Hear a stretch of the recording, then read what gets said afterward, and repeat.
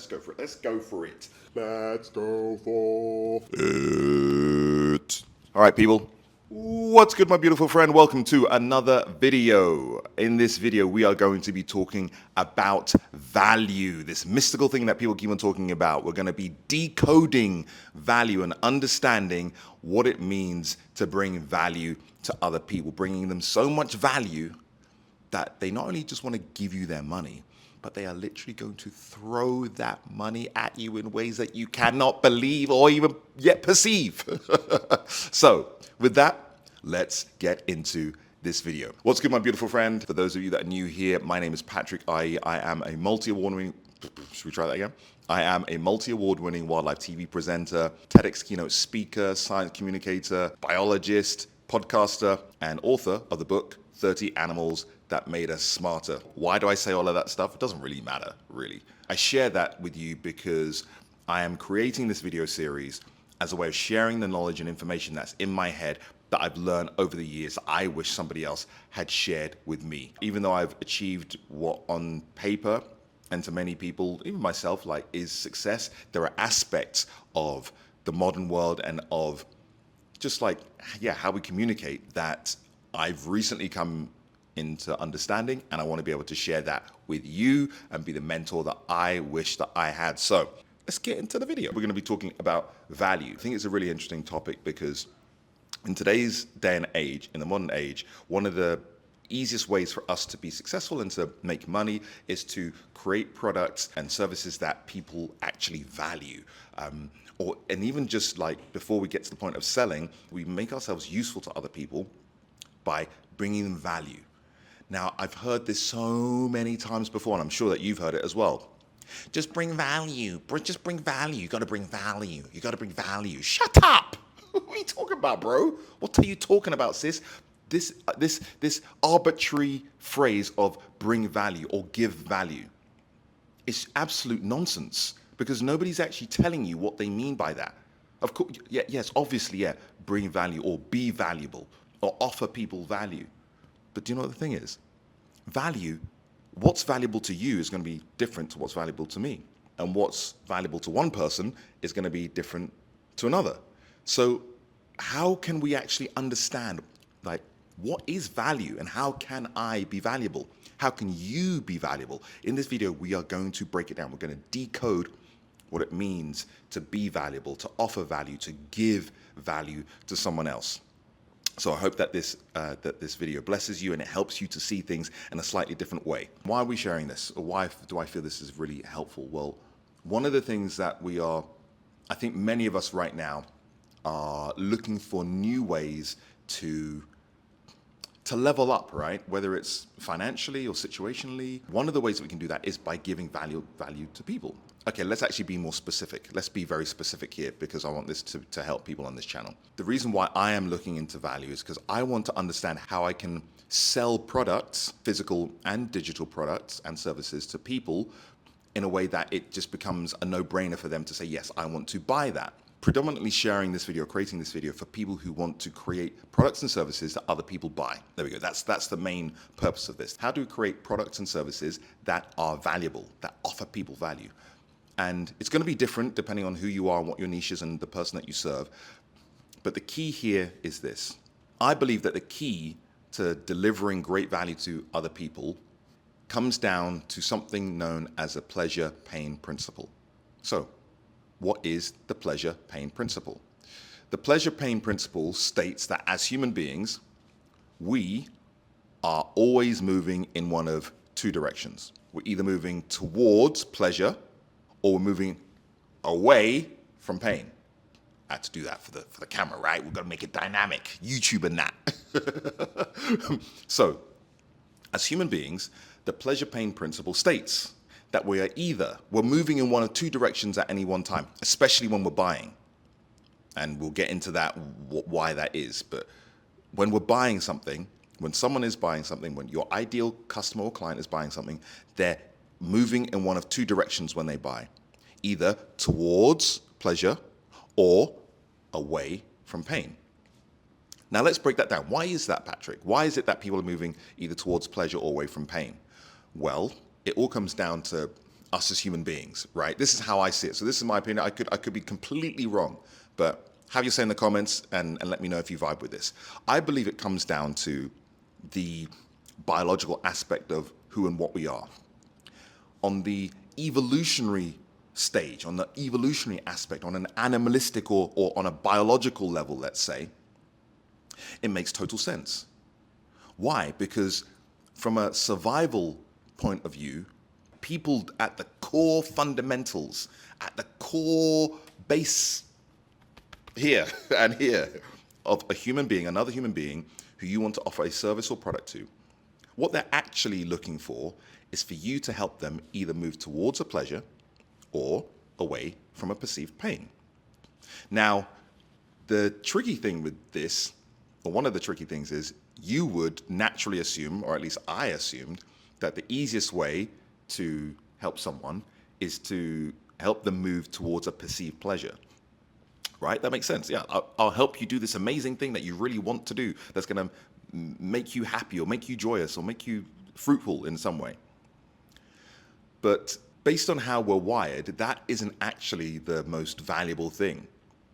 What we actually value is helping someone who helps us move away from a perceived pain.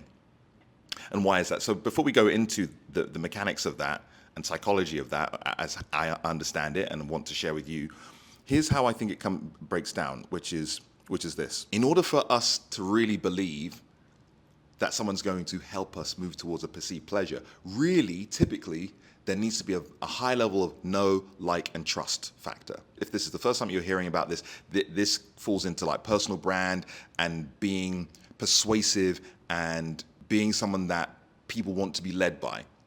People want to be led by people that they know, like, and trust. In fact, they probably don't really need to like you. They just need to know you and trust you. Now, I'm going to say something that some people might not like, but it's true. People know who Donald Trump is. People might not like who Donald Trump is. That's why I said the like factor is just a nice bit. People know who Donald Trump is. Some people like him, some people don't like him, okay? But everybody trusts him. Even if you don't like him, you trust him to do what he says he's going to do. You trust that he is who he is. So from that level, he is able to be persuasive. He is able to command presence. He is able to lead based on what he wants to achieve, because people definitely know him and people definitely trust him to do what he says he's going to do, even if you don't like it. So I hope that adds a bit of context, but the actual thing that it's called is called the know, like, and trust factor. In order for people to know, like, and trust you, you have to build rapport over time. And so when it comes to moving people, giving people the value of moving them towards a perceived pleasure, that's actually quite tricky. So if you're just starting out, that's the question. Okay, if I'm just starting out, but this is my first time getting out into the marketplace to create products and services that people might want and like and then pay money for. So I want to be able to help people and actually receive money as compensation for that, which is amazing. That's one of the most holiest things you can do. Help somebody else and allow them the opportunity to exchange their money for your goods and services in a way that will transform their lives. Great. The easiest way for you to do that, easiest way for us to do that, to offer something of value to someone else, it's in fact to help them move away from a perceived pain. So think about it. Imagine like there's a thorn in your side. Oh. And someone says, look, I've got the solution to remove that pain. Have you really? Yeah. Yes. I'm going to give you step one. Here's step one. Oh, yeah. That does work. That does work. Thank you. Can I pay you to get the full painkiller solution? Yes. Here's the service. Here's the product. You exchange the money, you use the thing. That thorn is now out of your side. This is what it comes down to. This is what real value, this is us decoding value. And I really hope that this is helping you to really understand how you can be of value to somebody else, or how you can create products and services that are valuable to other people. The best type of value is helping people move away from perceived pain. The best type of value is pain relief. So we have to now start thinking about, okay, what is it about my products or services that is pain relieving? And even before then, maybe we should start thinking about before we even come up with our solutions? What is it about the lives of the people that I want to change and I want to be of service to and I want to help? What is it about their lives that they're going through? See, this is one of the things that we do as entrepreneurs and even just people who want to be of help. If you're a kind-hearted person, if you're a compassionate person, if you're someone who genuinely wants to be of help and of service to other people, sometimes we get caught up in, oh, I've got this new idea and it's going to be, I'm going to make it and then take it to the marketplace and then they'll value it and they'll buy it. When actually, we should be doing it from this way round. And this can help a lot of people, even if you're a founder and you're coming up with an idea. Start with the audience first. Start with understanding who your avatar is, who your ideal client is, or who your ideal customer is, and then start finding out what is it about their lives, what is it that they are going through that's causing them a level of perceived pain. If you can create a solution to their perceived pain, they will buy virtually like, give me that, give me. Here's the money and give you the solution. Thank you. And not only will you have given them the opportunity to access that solution, you also would have gained trust with a customer. And they're now going to tell you the next step of the pain points that they're dealing with. If you're enjoying the video, make sure you hit that like button. Liking the video does wonders for the channel and helps to spread this video and this message to more people just like you. Once again, if you are enjoying this video, make sure you hit that like button. Liking the video does wonders for the channel and helps to spread this video to more people just like you. So maybe this concept or thought deserves its own video, but here's how I see it when it comes to like money. Like, we got to really think about this. People are, in the modern day, they are exchanging their life force for money.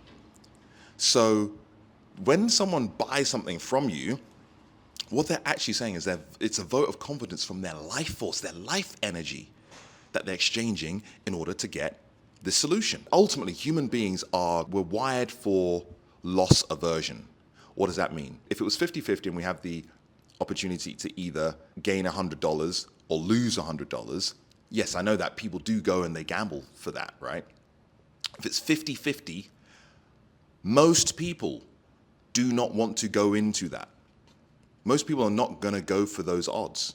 The risk needs to be asymmetric for them to actually do that. If it's symmetric risk, so it's 50-50, most people, that's not valuable to people. It's not an irresistible offer. It's not a no-brainer. That's something that they have to really think about. Ooh, and they're probably going to be scared. You want to get to the point where you've created what we call asymmetric risk. So I hope that all these different concepts are helping you now to understand, okay, now I understand when someone says, be valuable, offer value, but they're not actually telling you anything. So this is something that I didn't know until recently, until like the last 2 or 3 years. In fact, the person that I heard it from, I got to give full credit. The person who I first heard this from was from Dr. Myron Golden. If you're not following that channel, my suggestion is to check it out. You're going to hear me talking about him, and I do talk about him quite often because the way that he talks about it makes sense. In fact, we'll wrap up by giving you this story, and hopefully this will kind of help you with the final aspect of your transformation. So let's wrap up and land the plane with this story. I heard this story from Dr. Myron Golden when I joined his Make More Offers challenge. And he was talking about this concept of the pleasure-pain principle. I don't think he called it the pleasure-pain principle, but he was talking about this concept, which I now understand as to being the pleasure-pain principle. And he gave this example. Okay, so imagine you're walking down the street, mind your own business. It's just getting a bit dark. Someone comes running up to you and they're like, look, I really need your help. I need your help I've got $500. If you can help me, I've got $500 for you. What? Okay. What do you need help with? I just need to go down this alleyway. You look down the alleyway. It's kind of dark. It's looking a bit dodgy. Yeah, just down that alleyway and to the right. You can't see the entrance. You look at the person. They look like they're a bit dodgy, whatever dodgy looks like to you. What are you going to do? You're going to go down the alleyway with them? Probably not, right? You're going to keep it pushing, mind your own business. Oh, good luck. No, I'm good, thanks. Now let's flip the script. Same situation. You're walking down the street, but something happens. You slip, you trip, boom. You hit your head on the corner of a sharp brick, like on a step, and you're kind of dazed, and you're literally like bleeding. Same guy comes running up to you and they're like, oh my God, do you need some help? They get out a hanky. Let's even make it worse. They get out a snotty hanky. If you're not from the UK, you know what I'm talking about. I'm talking about handkerchief. Handkerchief, oh, handkerchief. With snot in it. Bogies. But that's what they've got to, boom. They put it against your head to stop the bleeding. Because you're bleeding, you're literally bleeding out. Boom. And they're like, let me help you. I've got a workshop just down this alleyway. You can just take a sit, you can take a seat. We'll get you some water. We'll call an ambulance, and they'll come to my workshop. It's just down the alleyway. Are you going to say no? We've got like bandages and first aid. Come with us. We'll give you a hand. Are you going to say, nah, I'm good? You're probably not. Why? Because you're in a moment of great pain and great need. And that person is now actually offering you help. So even though you don't really know them, you don't like them, you don't even really know if you trust them, but you trust them enough that out of all the people on the road, they actually put something on your head to try and stop the bleeding, to actually help you. And they're offering you to come into their workshop where they can give you a glass of water. They can like give you some, might need some electrolytes or whatever. They've got some first aid, put a temporary bandage on, and call the paramedics or an ambulance or whatever to come and give you a hand and then take you to the hospital or give you the care that you need. What's the difference between those two situations? In one situation, it's someone that we don't even know that's offering us perceived pleasure. Doesn't make sense to us. We're like, why would you, 500 quid to help you move something? Nah, I'm good. But that person may really need you to help them in that moment. But it just doesn't make sense because it's a perceived pleasure from someone we don't know, like, or trust. In the other example, someone is helping us move away from a perceived pain. So even though we don't know, like, or trust them, they're saying that they can help us and they've demonstrated that they can help us. That is a slam dunk. So that was a story, and I'm paraphrasing here, that was a story that Dr. Myron Golden shared, and I just wanted to share that with you to help you start to change your mind and change your mindset and the way that you think about what value is and how you can offer value to people and how you can be valuable in this marketplace. So I hope that this blessed you. And if you've got this far, then you probably might want to subscribe so you can keep on watching more videos like this. I really hope that this video blessed you and helped you to see value in a slightly different way. Share your thoughts in the comments below. Would love to hear from you. And if you're looking for more great content, then check out this next video. And with that, I'll see you on the next one. Much love, people. Peace.